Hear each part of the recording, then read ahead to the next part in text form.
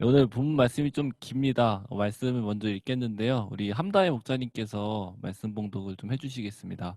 누가복음 12장 13절부터 34절 말씀 읽도록 하겠습니다. 말씀 읽겠습니다.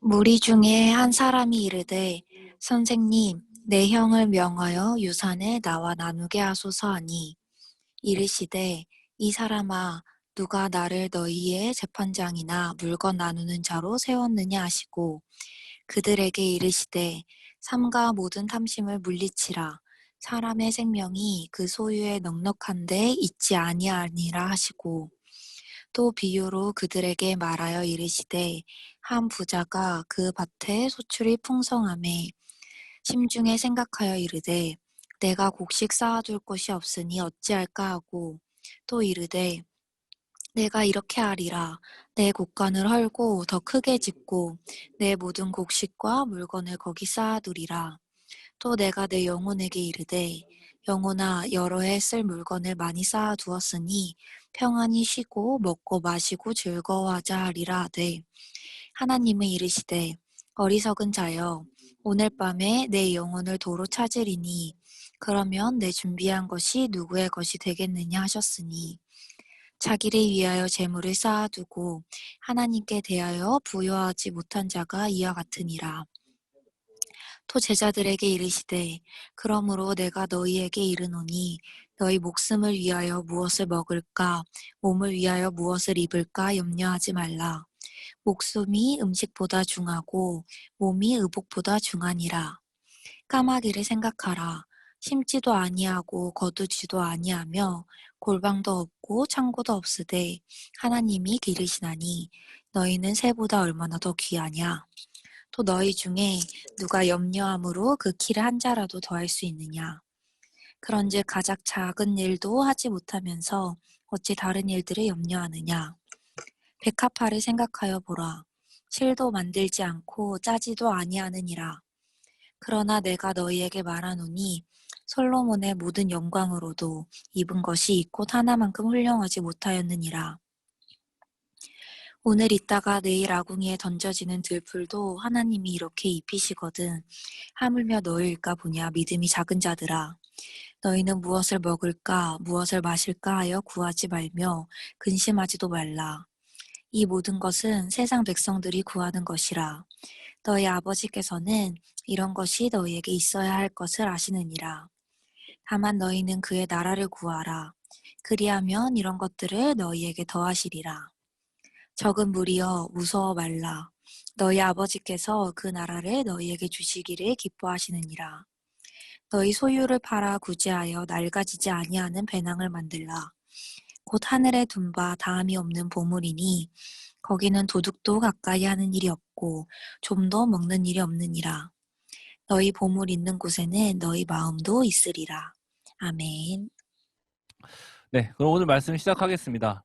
오늘 말씀을 좀 보죠. 오늘 말씀에서는요, 한 사람이 나옵니다. 이 한 사람은 유산에 대한 상속 문제의 부당함을 가지고 예수님께 나와왔죠. 아마도 형과 유산을 나누는 과정에서 어떤 문제가 생긴 것으로 보여집니다. 13절입니다. 무리 중에 한 사람이 이르되 선생님 내 형을 명하여 유산을 나누게 하소서. 아멘. 사실 유대 사회에서 유산의 배분에 관해서는 구약 성경이죠. 민수기와 신명기에 이미 잘 기록되어 있습니다. 그런데 이미 수많은 사람들 앞에서 이렇게 공개적으로 유산에 대한 어떤 공정한 요구를 한 것은요. 이런 요구를 한 것은 아마도 지금 이 한 사람은 억울한 일을 좀 당했다는 것으로 보여지죠. 내가 받아야 할 유산의 몫이라는 어떤 정당한 나의 권리가 침해받은 상황이라는 것을 짐작해 볼 수 있습니다. 물론 이 한 사람이 지금 율법에 근거한 정당한 권리를 요구한다라고 단정 짓기는 힘듭니다. 가령 만약 이 한 사람이 동생으로서 형보다 적게 유산을 상속받는 것에 대해서 문제의식을 평소에 가지고 있었던 사람이라면 이제 그동안 예수님의 율법을 넘어서는 어떤 이런 진보적인 가르침에 자신감을 얻어 예수님 옆에 나와서 자신의 권리를 이렇게 주장하고 있는 것일 수 있겠죠. 하지만 어찌됐든 분명한 것은 본문의 이 한 사람은 자기 자신이 생각할 때 지금이 정당한 권리라고 생각하는 바를 계속해서 요구하고 있다. 이것은 분명한 것입니다. 이 본문의 한 사람이 주장하고 있는 나의 정당한 권리에 대한 맥락은 오늘 본문 16절부터 20절에 등장하는 한 부자의 비유에서 나타납니다. 지금 부자는 가진 땅에서 풍성한 소출이 있었습니다. 그렇기에 기존 나의 곡간들을 다 허물고 더 큰 곡간들을 지어 소출을 저장합니다. 그리고 그로 인해 생겨난 여유로 평안을 누리고 즐깁니다. 이것은 매우 자연스럽고 땅을 소유한 한 부자의 정당한 권리인 것이죠. 그런데 오늘 본문의 한 사람에게 하시는 말씀과 이 부자의 비유의 말씀을 통해서 우리가 알 수 있는 바는 예수님께서는 지금 나의 이 정당한 권리가 지켜지는지 지켜지지 않는지가 주된 이슈, 주된 관심사가 아니라는 것입니다. 대신 지금 관심을 기울이고 계신 부분은 나의 정당한 권리보다 그 권리에 감추어져 있는 마음의 중심이라는 것을 알 수 있는데요. 실제로 예수님께서는 본문의 한 사람과 뒤에 등장하는 부자가 가진 정당한 권리 가운데 감춰져 있던 그 마음의 탐심, 이웃을 향한 무정함, 이것을 지적하시죠.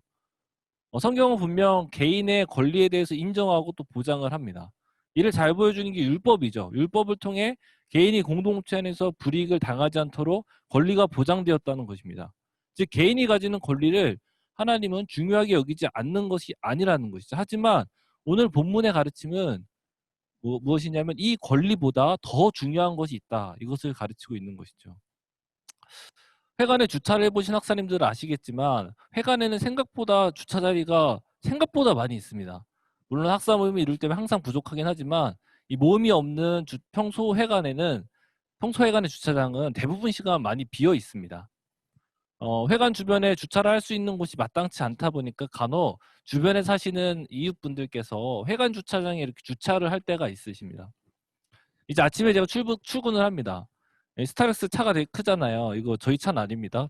같은 모델이긴 한데 스타렉스 차가 크다 보니까 주차가 가뜩이나 힘든데 회관 앞에 누가 이렇게 누가 주차를 미리 대놓은 거예요. 주차를 하다 도저히 안 돼가지고 주차된 차주에게 전화를 걸어서 빼달라고 연락을 합니다. 한두 번이야 그럴 수 있다고 생각했는데 매주 같은 시간에 이 스트레스를 계속 받게 됐어요. 몇 차례. 어느 날은 계속 되니까 너무 짜증이 나는 겁니다. 가뜩이나 익숙한 차인데 그날은 번호까지 이렇게 숨겨놓은 거예요. 매번 아침에 귀찮게 전화를 하니까 이 사람 이거 숨겨놨다. 판단이 딱 선 거예요. 더 괘씸합니다. 그것뿐만 아니에요. 이전에 후배 간사님들도 몇 차례 이런 걸 주차하면 안 된다고 얘기를 했었는데도 지금 계속 된다 이런 얘기를 저한테 했었거든요. 웬만해선 제가 다른 주차 장소를 찾아도 되겠지만 이 도저히 안 된다. 이번 기회에 뿌리를 뽑겠다. 이런 마음을 좀 먹었습니다. 네, 전주에 그래서 번호가 없지만 전주에 전화 걸었던 목록을 찾아가지고 전화를 걸었어요. 아마 되게 놀랐겠죠. 그리고 그분이 나왔습니다. 익숙한 얼굴입니다. 익숙한 얼굴에 대고 제가 이렇게 얘기를 합니다. 아니 제가 여기에 대시면 안 된다고 말씀드렸잖아요. 그리고 전화번호 없이 이렇게 차를 대놓으면 어떡합니까? 딱 이렇게 퉁명스럽고 짜증 섞인 말투로 다시는 이곳에 차를 대고 싶은 마음이 들지 않도록 이렇게 말을 건넸습니다. 이렇게 하고 났더니 다시는 차를 대지 않으십니다. 그런데 시간이 좀 지나고 막 후회가 좀 돼요. 뭔가 이웃 사랑을 실천할 수 있는 상황이었다는 생각이 막 들면서 막 사랑까지는 아니더라도 좀 참고 착하게 이야기할 수 있었는데라는 아쉬움이 막 스스로에게 남는 것이죠. 네. 주차할 수 있는 자리에 대한 권리가 계속해서 침해받은 겁니다. 그렇게 자연스럽게 이런 부당함에 분노하고 화를 내도 된다라고 생각한 것이죠. 그러나 마음의 이 불편함을 붙잡고 곰곰이 돌아보니 내게 주어진 권리를 내세워서 화를 내는 것, 죄를 짓는 것, 나 이기심을 합리화하는 것은 옳지 않다라는 것을 생각했었습니다.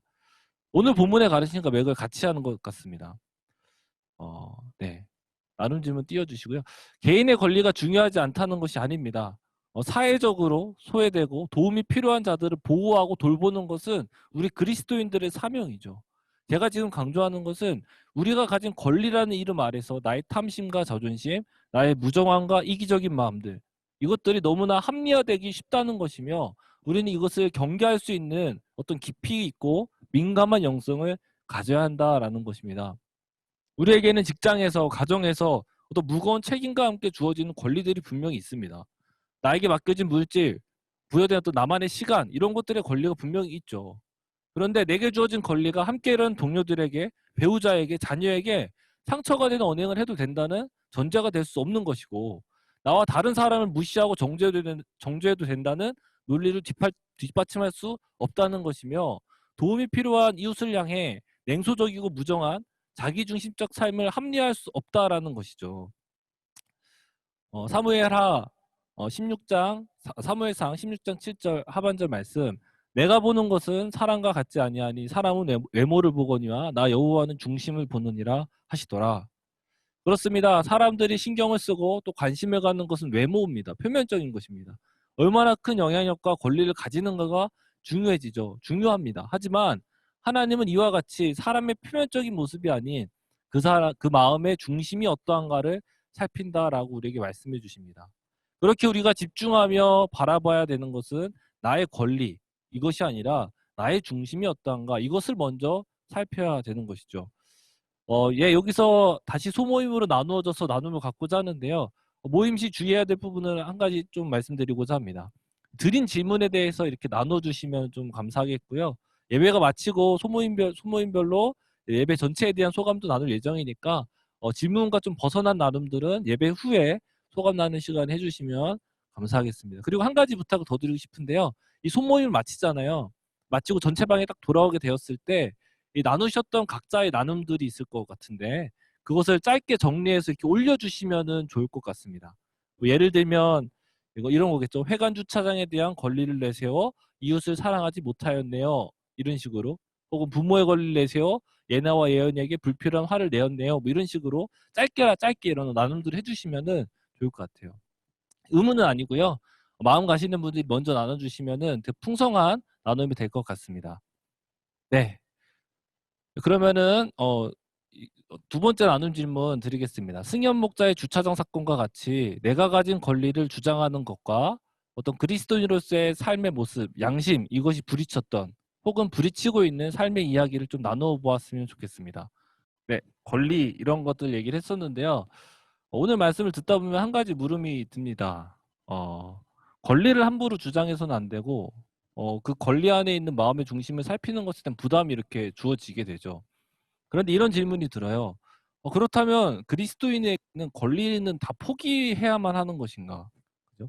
어떤 제자로서의 삶이라는 건 나의 권리 따위는 무의미하며 남들에게 퍼주기만 하는 삶을 살아야 되는가? 어떤 소유에 대한 강박적인 그런 마음, 삶을 살아야만 하는가? 라는 이런 부정적인 마음들, 반발심 이런 것들이 마구마구 듭니다. 저는 마구마구 드는데요. 오늘 13절부터 시작된 가르침, 20절까지의 가르침으로 끝나면 우리는 이와 같이 나의 권리를 다 포기하는 삶, 어떤 표면적인 것을 무가치하게 여기고 어떤 권리를 내려놓는 무소유의 삶을 살라는 가르침으로 충분히 보여집니다. 하지만 예수님은 20절의 가르침으로 끝나는 것이 아닌 21절 이후의 가르침으로 이어집니다.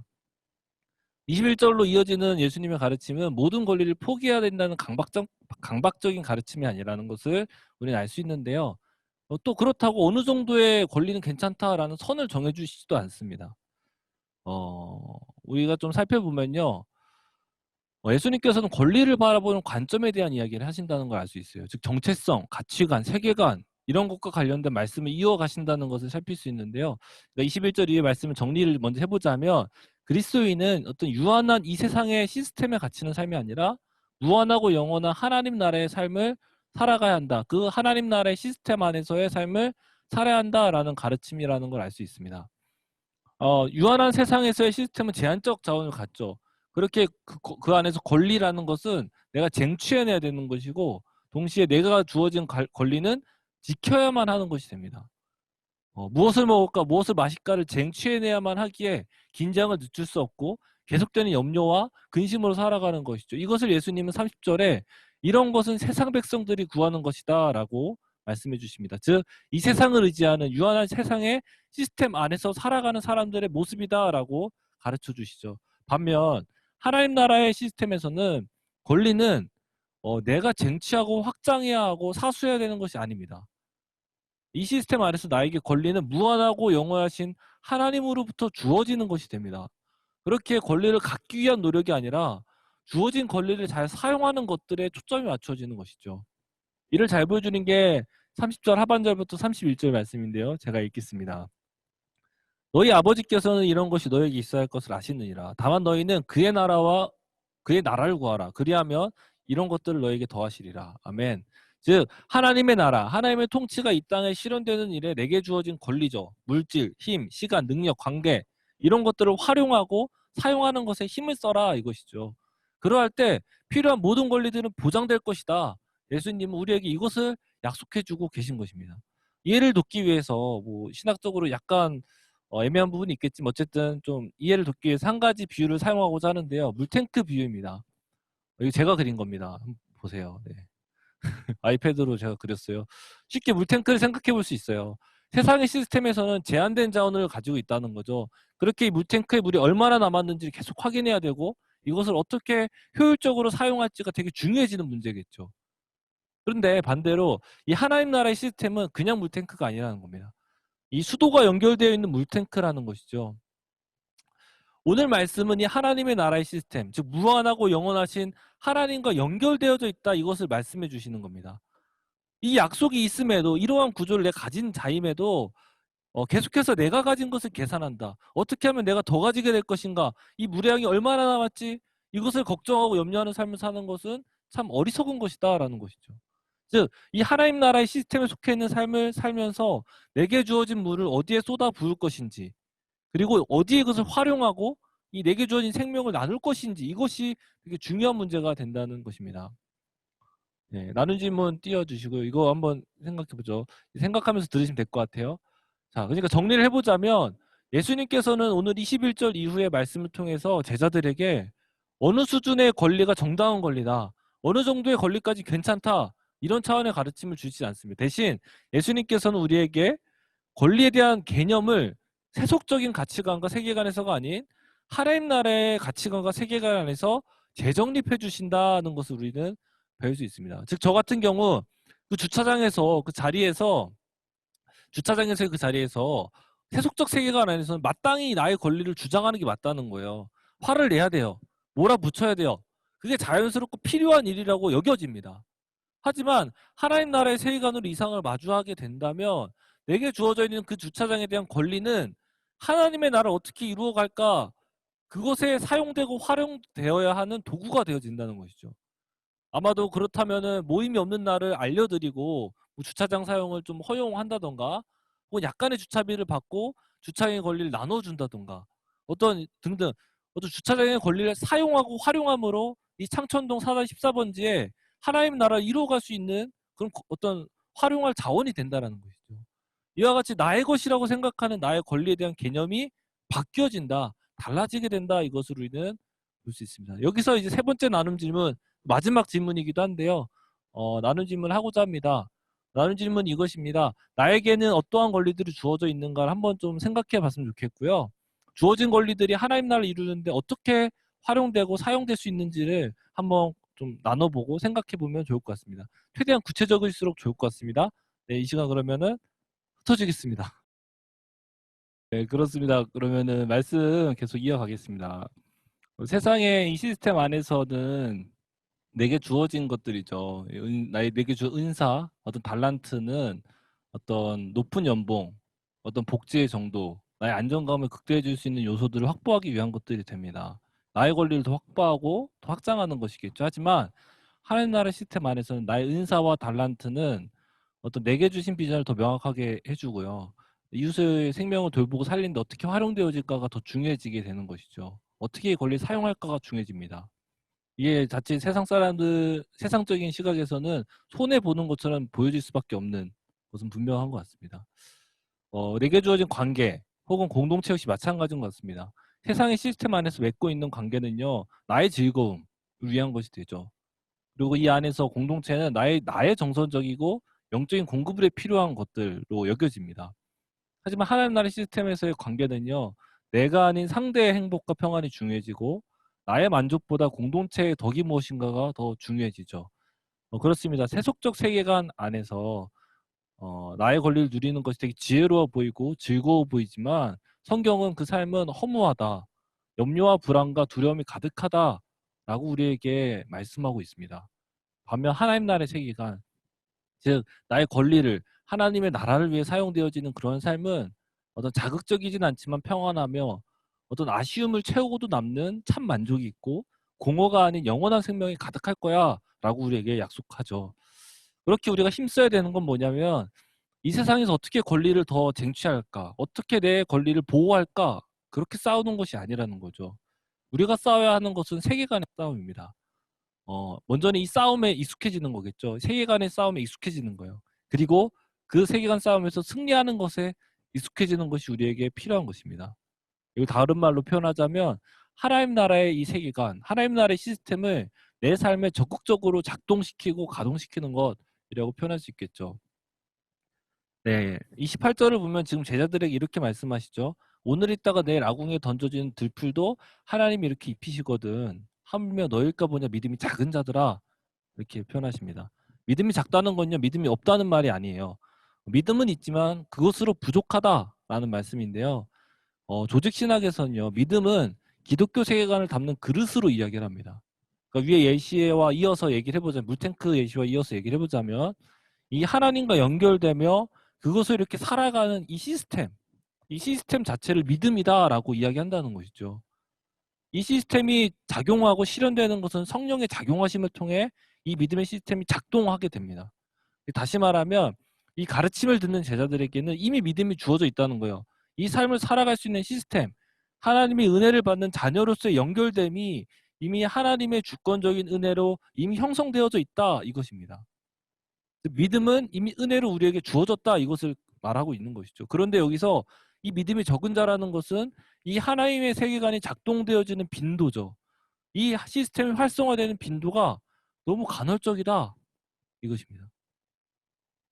실제로 24절부터 29절까지의 내용을 보면 까마귀, 백합화, 내일 아궁이에 던져질 들풀들, 이걸 예로 드시면서 제자들의 믿음을 돕고 계신데요. 이것은 당시 팔레스타인 지역에서 흔히 볼 수 있는 일상에서 마주치는 것들입니다. 즉 지금 예수님께서는 이 하나님 나라 세계관이 이미 너희 일상 가운데 작동하고 있다, 그것을 일상에서 충분히 살필 수 있다라는 것을 말해주고 계신 것이죠.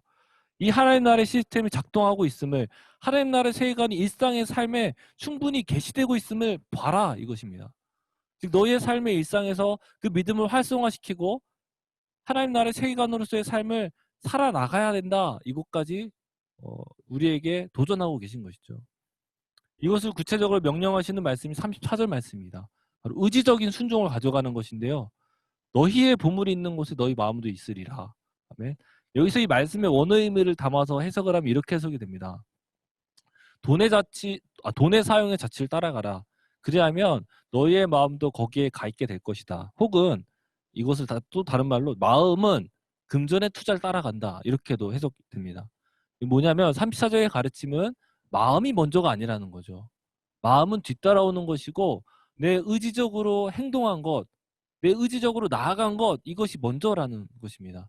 즉 의지적인 삶이 곧 나의 삶이 되어 간다, 그것이 곧 너의 삶이다, 이걸 가르쳐주고 계신 것이죠. 즉 하나님 나라 세계관이 나의 삶에 작동하고 살아내지는 것은 나의 마음, 어떤 나의 감정, 나의 상태, 나의 상황, 여기에 달려있는 것이 아니라 하나님 나라 이루고자 할 때 주어지는 그 성령의 인도하심에 의지적으로 순종하는 것에 달려있다, 이걸 우리에게 도전하십니다. 이것을 쉽게 해보자면 위에 물탱크 비유를 생각해 볼 때 물이 고여있지 않고 계속해서 흘러가도록 하는 것이라는 거죠.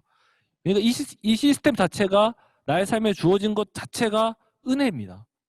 그리고 공급을 경험하는 건 역시 모두 은혜의 영역입니다. 이것은 내가 어떻게 할 수 있는 것이 아니라는 거죠. 예수님의 십자가의 죽음과 부활을 통해서 이미 우리에게 약속되어졌고 가득 채워졌고 충만할 것이라고 제시되고 약속된 영역이라는 거예요.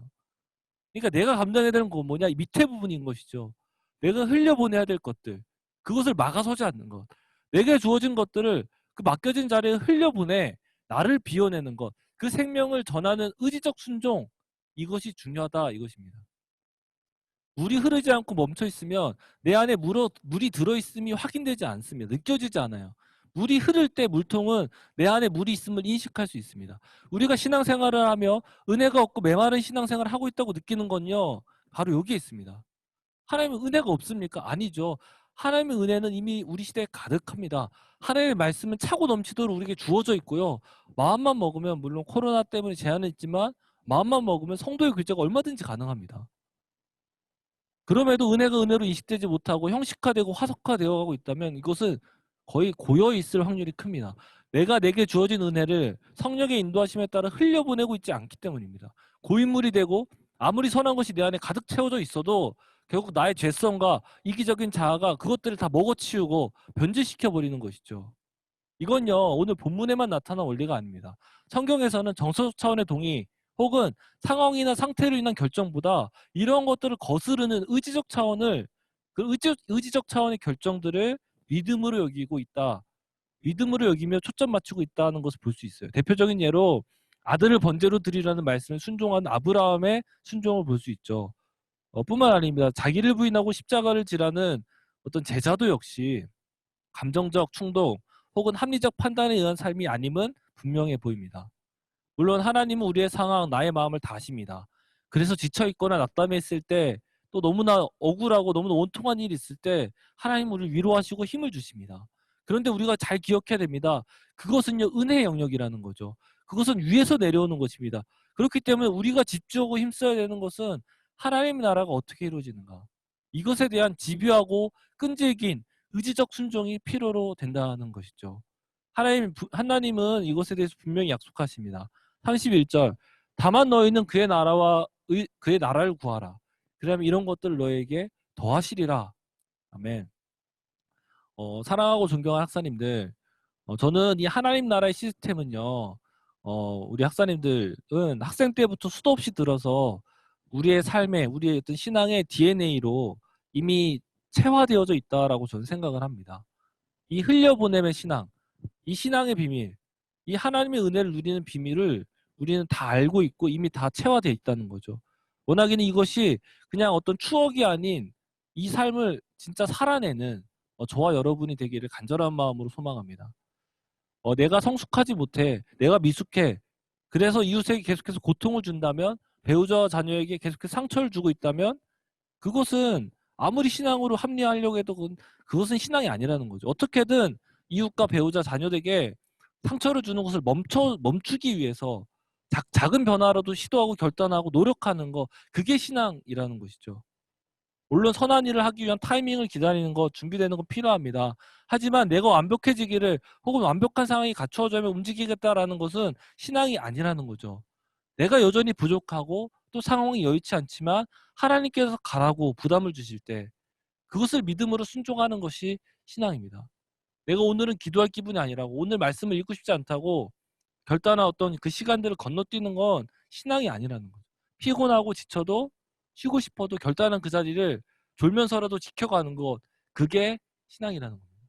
네, 말씀을 마치겠는데 정리하겠습니다. 우리가 가진 권리가 숨겨진 나의 탐심과 이기심, 무종함, 나의 의를 합리화할 수 없다는 것을 우리는 알 수 있었습니다.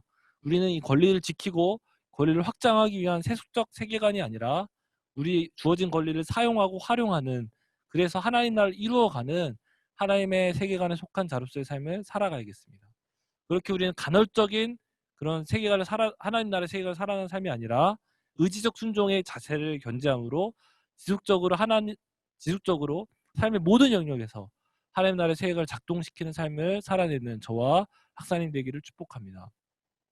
네, 짧게 한번 같이 기도하고 마치면 좋겠는데요. 3분 정도 같이 기도하고자 합니다. 오늘 말씀을 듣고 놓고 함께 기도하면 좋겠습니다. 각자에게 주신 하나님의 마음들이 있다면 믿음으로 좀 붙들면서 나아갔으면 좋겠고요. 무엇보다 이 모든 것이 어떤 정형화된 정답을 알려주시는 것 이전에 우리와 일상을 함께하길 원하시고 충만한 은혜를 부어주시고 신비로운 그 하나님의 나라를 이 세상 가운데에서 살아내기를 원하시는 그 하나님의 사랑의 초청임을, 이 말씀임을 기억하며 함께 기도하면 좋겠습니다. 이 시간 들은 말씀 놓고 3분 정도 마음 모아서 기도하고 마치도록 하겠습니다. 기도하시겠습니다.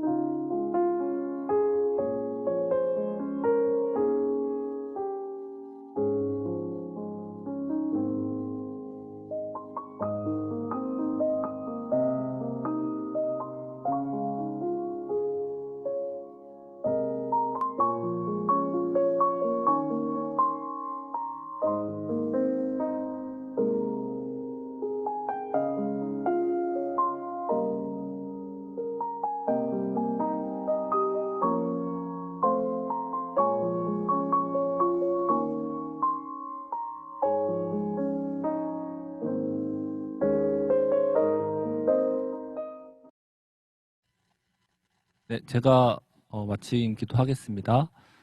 살아계신 아버지 하나님, 저희 안에 귀한 말씀 허락하심에 감사합니다.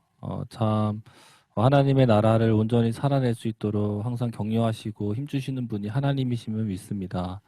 우리가 더 깨어 성령 하나님의 인도하심을 쫓아 순종함으로 그 하나님 나라를 계속해서 살아내는 복된 삶을 살 수 있도록 우리 학사님들 축복하여 주시고 인도해 주시옵소서. 혹여나 이 세상의 어떤 시스템에 매몰되어 나의 권리를 계속해서 주장하고 또 그것을 붙잡으며 염려하는 삶을 살고 있다면 주님 그런 삶의 부분들을 주여 불쌍히 여겨주시고 주님께서 은혜 베풀어 주셔서 도전하고 믿음으로 이 상황들을 바라볼 수 있도록 힘주시고 이끌어 주시옵소서. 하나의 헌금을 드립니다. 마음을 드리는 이 시간 주님께서 기뻐 받아주시고 무엇보다 특별히 이 시간 이 온라인 예배를 위한 장비 구축을 위한 특별 헌금으로 드려집니다. 하나님 이 헌금 주님께서 귀하게 사용하여 주시고 인도하여 주실 줄을 믿습니다. 감사드리며 이 모든 것 예수님의 이름으로 기도드렸습니다. 아멘. 네, 잘 들리시죠? 네, 지난달에는 잘 안 나와서 못했는데요. 이게 보니까 제가 회장하고 한 번도 광고를 안 했더라고요. 여튼, 네, 떨리네요. 네, 그러면 광고 시작하도록 하겠습니다. 먼저 예배에 오신 모든 학사님들 환영하고요. 오늘도 아까 보니까 42명까지 이제 참석을 했었던 것 같은데, 네. 예, 여튼 많이 오셔서 너무 환영하고 더 많은 학사님들이 함께 같이 예배를 드릴 수 있었으면 좋겠습니다. 코로나 기간 동안 특히 모두 건강에 유의하시고요. 다음 넘겨주세요. 네, 다음 달에도 변함없이 셋째 주에 에클레시아 예배로 드리게 됩니다. 중간에 추석이 있어서 금방 또 돌아올 것 같은데 또 기대하는 마음을 가지고 함께 예배했으면 좋겠고요. 예배 인도는 브루이스 길라에서 하니까 네, 뭐 소감, 기도 적극적으로 자원해 주시면 감사하겠습니다. 네. 그리고 아까 말씀드린 것처럼 헌금 미디어 구입에 사용되니까 마음 모아서 헌금해 주셨는데 아직 못하신 분이 있다면 지금이라도 늦지 않게 해주시면 감사하겠습니다. 네, 재정 보고가 있겠습니다. 동준 학사님 빠르고 짧게 네 해주시면 되겠습니다. 시간이 많이 늦어서. 네. 네, 안녕하세요. 재정 보고 드리겠습니다. 일단 먼저 8월 한 달도 지난 8월 한 달 잘 마무리 되게 하시면 감사를 드리고요. 일단 간단히 보면 저희가 이제 일단 그래프로 보시다시피 저희가 6월, 7월, 8월 이렇게 뭔가 수입이 늘어나는 모습을 감사하게 저희가 보고 있습니다. 근데 이제 한 가지 8월에 그 약간 비하인드 스토리가 있다면 8월에 이제 수입이 늘어난 이유가 그동안 보니까 이제 계속 헌금을 자동이체를 등록해 놓으셨는데 이게 뭐 자동이체가 완료가 돼가지고 이제 본인도 모르는 상태에서 계속 이제 헌금이 안 되고 있었더라고요. 그래서 그 부분을 발견을 하고 제가 이제 말씀을 드려서 이제 그 자동이체가 안 됐던 것들을 누적된 부분을 한꺼번에 이제 헌금하셨던 분이 있어서 이제 이렇게 좀 수치적으로 많이 늘어난 것처럼 보이는데 이 부분이 계속 은혜로 남으려면 또 많은 숨어있는 또 많은 기도와 힘들이 같이 동참이 되어야 계속 9월에도 계속 이렇게 은혜로운 흐름이 이어갈 수 있지 않을까 생각이 듭니다. 그리고 또 지출은 또 이렇게 더 아름답게 줄어들고 있는 모습이 보이는데 이것도 이제 사실은 또 이제 원래 6월이 가장 이제 3, 6, 9, 12 이렇게 저희가 이제 응급이 나가는 달이 많다 보니까 이제 이런 식으로 보이는데 또 다시 9월이 되면 또 저희가 이제 지출이 많이 예상이 됩니다. 그래서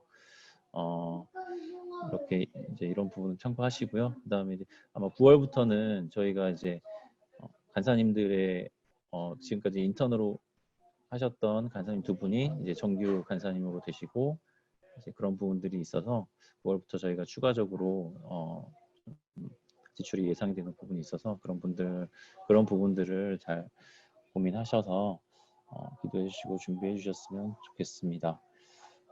뭐 간단하게 그냥 지출 예상 금액을 적어봤는데요. 네, 9월, 10월, 11월, 12월 이렇게 지금 아마 8월보다는 조금 더 지출들이 많이 늘어날 것으로 예상이 되고 있습니다. 위해서 많이 기도해 주시고 9월에도 하나님 은혜로 은혜 채워질 수 있도록 함께 동참해 주셨으면 감사하겠습니다. 네, 이상입니다.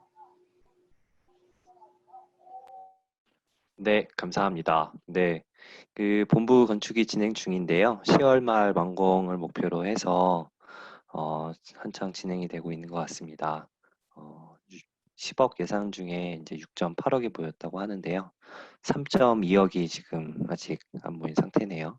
같이 기도하면서 네, 동참해 주시면 감사하겠습니다. 네, 그리고 여섯 번째는 네, 하나마을학교 우리 최지원 학사님께서 교장 선생님으로 계신 학교에서 신입생을 모집한다고 합니다. 혹시 관심 있으신 분들은 네, 이 입학 설명회에 그 사진이 있을 텐데 다음 하나 더 클릭하시면 네, 뭐 이렇게 지금 모집을 하고 입학 설명회를 한다고 하니까요. 네, 관심 있으신 분들 또 주변에 이런 데 좀 관심 있으신 분들에게 알려주시면 감사하겠습니다. 요거는 나중에 이제 전체 카톡방에 올릴 테니까요. 거기 보시고 문의사항이 있으면 우리 최지현 학사님께 문의해 주시면 되겠습니다. 네, 다음 네, 계속 같이 기도해 주셔서 감사하고요. 특별히 이제 아픈 분들을 위해서 같이 기도해 주시면 감사하겠습니다. 여기 방주영 학사님, 설빈 학사님, 최영 학사님 아버지, 허지혜 학사님 어머님, 그리고 주찬기 학사 어머님, 송경민 학사 아버님, 이지원 학사 어머님, 그리고 영현이 형 학사 아버님 이렇게 계속 저희가 기도 제목 올리고 있는데요. 올릴 때 뿐만 아니라 이렇게 생각나실 때마다 같이 기도하면서 함께 해주셨으면 감사하겠습니다. 네. 그리고 네, 오랜만에 오신 분들이 조금 있는 것 같은데요. 특별히 장우 학사님, 네, 되게 오랜만에 예배 네, 함께 하게 된 것 같습니다. 네, 거의 이제 군대 이제 그쪽 간 이후로 거의 함께 하지 못했는데 이렇게 또 하니까 함께 하게 될 수 있어서 얼마나 참 좋은 것 같습니다. 장우 학사님, 네, 환영하고요. 어, 그리고 최근에 출산을 하신 우리 선영 학사님 계시죠? 여기 지금 보이지는 화면을 켜놓지는 않으신 것 같은데, 그렇죠? 네, 네, 네, 네, 어떠신가요? 네, 조리 잘하고 있습니다. 네, 몸 건강을 위해서 많이 기도해 주셨으면 좋겠습니다. 시간이 지금 많이 지나서 짧게 넘어가도록 할게요. 그리고 지은 학사님께서도 오랜만에 오셨는데, 잠깐만 예, 나눠주시면 좋을 것 같아요. 혹시 안 계신가요? 네, 그러면 넘어가도록 하겠습니다. 어, 그리고 그, 네, 그리고 특별한 좀 소식이 있는데 이제 윤지 학사님과 현민 학사님 결혼식이 10월 10일 날 있고요. 그리고 또 10월 24일에 진규 학사님과 옥비 학사님의 진규 원사님과 옥비 학사님의 결혼이 또 있습니다. 네, 코로나로 인해서 많이 좀 걱정도 되는 부분도 많이 있으실 것 같고 한데 이렇게 기도해 주셨으면 좋을 것 같고 또 네, 축하해 주시면 좋겠습니다. 네. 그리고 이제 소감 나눔이 예, 끝나고 나서 또 있을 텐데 이게 너무 많이 늦어져서 네, 간단하게 뭐 나누시고 파하시면 될 것 같고요. 그리고 아까 승영 목사님 말씀해 주신 것처럼 예배 지금 하면서 많은 시도들이 있는데요. 많이 피드백 해주시면 감사하겠습니다. 그럼 저희가 그 피드백을 받아서 이 예배를 어떻게 해나갈지 좀 회장단과 또 우리 간사님들과 함께 좀 기도하면서 준비하도록 하겠습니다. 이게 피드백 해주시는 게 큰 도움이 되니까요. 어떠한 피드백이라도 좋으니까 적극적으로 알려주시면 정말 감사하겠습니다.